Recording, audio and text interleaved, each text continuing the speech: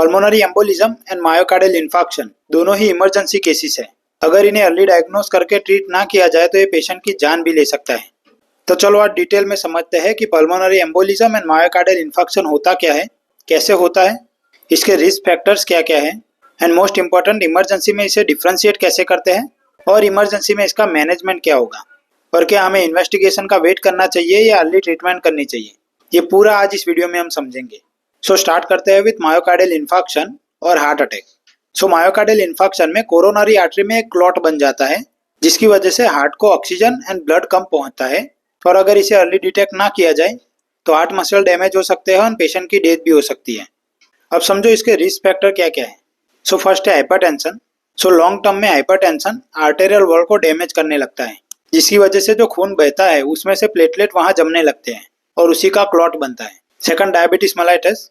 Third है dyslipidemia, means high level of LDL और triglyceride, जो कि अगर बढ़ने लगे तो वो आर्टरीज में जमा होना स्टार्ट होते हैं और वो वहां से ट्रैवल करके कोरोनरी आर्टरी या सेरेब्रल आर्टरी में जाके फंस जाता है जिसकी वजह से heart attack and brain stroke होता है। Then patient having history of smoking and previous history of IHD और एमआई। सो अगर पहले भी पेशेंट को ऐसा हुआ है तो सेकंड टाइम होने का चांस बहुत ज्यादा है। अब रिस्क फैक्टर हमने देख लिए, अब समझो पेशेंट सिम्टम्स क्या क्या लेकर आएगा। सो कोरोनरी आर्टरी में क्लॉट जमा है तो हार्ट को ऑक्सीजन एंड ब्लड कम पहुंचता है या नहीं पहुंचता, जिसकी वजह से हार्ट मसल डैमेज होना स्टार्ट होते हैं, जिसकी वजह से इसका मेन सिम्टम्स है हैवी चेस्ट पेन जो कि रेडिएट होता है with left shoulder, left arm, then जो पेन, बैक पेन और neck pain. Then nausea vomiting is also a common symptom. अब इसमें ब्रेथलेसनेस सेकेंडरी है, मीन्स अर्ली स्टेज में शायद ब्रेथलेसनेस ना भी हो। सो ये सारे सिम्टम्स लेकर अगर पेशेंट इमरजेंसी में आया है तो हम सबसे पहले पेशेंट का ईसीजी करेंगे और इन्वेस्टिगेशन भेजेंगे ट्रोपोनिन आई एंड सीपीके-एमबी जो कि कार्डियक मार्कर है। सो अगर ईसीजी में आपको मोर देन 2 लीड्स में एसटी एलिवेशन दिखेगा तो ये मायोकार्डियल इंफार्क्शन है। तो इसमें आपको ब्लड इन्वेस्टिगेशन का वेट नहीं करना है, पेशेंट को लोडिंग डोज देना है। तो अब लोडिंग डोज है tablet Ecosprin 300 mg, क्लोपिड्रोग्रेल 300 mg and atorvastatin 80 mg। ये पेशेंट को स्ट्रेट दे देने हैं। अगर पेशेंट को breathlessness with hypoxia means saturation below 90 है तो पेशेंट को ऑक्सीजन भी देना है। अब अगर पेशेंट स्टेबल है तो हम इन्वेस्टिगेशन का वेट करेंगे एंड देन अगर ट्रोपोनिन आई बढ़ा हुआ मिला तो हम पेशेंट को एंजियोग्राफी के लिए शिफ्ट करेंगे। अब हार्ट अटैक के सिम्टम्स, इन्वेस्टिगेशन और इमरजेंसी मैनेजमेंट आपने सीख लिया।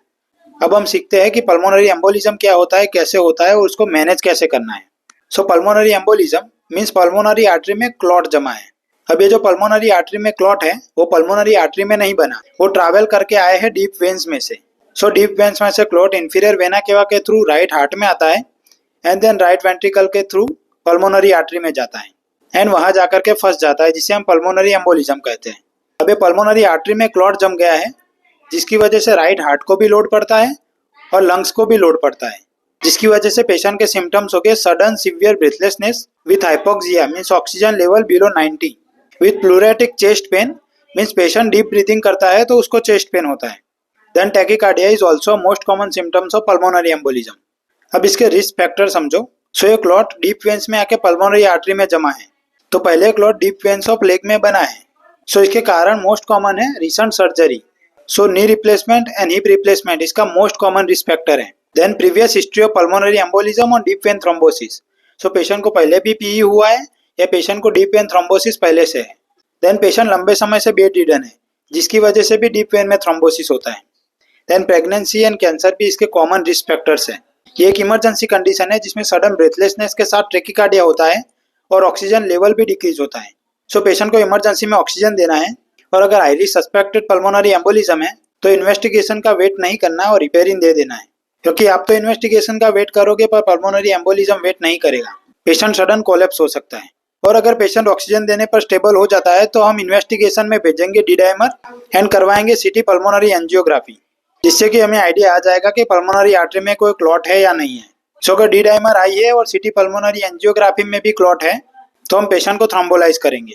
इसके साथ साथ हम लोअर लिम्ब डॉपलर भी कराएंगे, जिससे कि हमें आइडिया आ जाएगा कि पेशेंट को डीवीटी। अब आपको ये सब पता चल गया कि pulmonary embolism and myocardial infarction होता क्या है, क्या क्या रिस्क फैक्टर होते हैं, क्या क्या सिम्टम्स होते हैं, दोनों को डिफ्रेंशिएट कैसे करते हैं और इमरजेंसी में मैनेज कैसे करते हैं। अब अगर ये वीडियो हेल्पफुल लगी हो तो वीडियो को लाइक कर दें और ऐसे ही और वीडियोस के लिए चैनल को सब्सक्राइब करें। Thank you.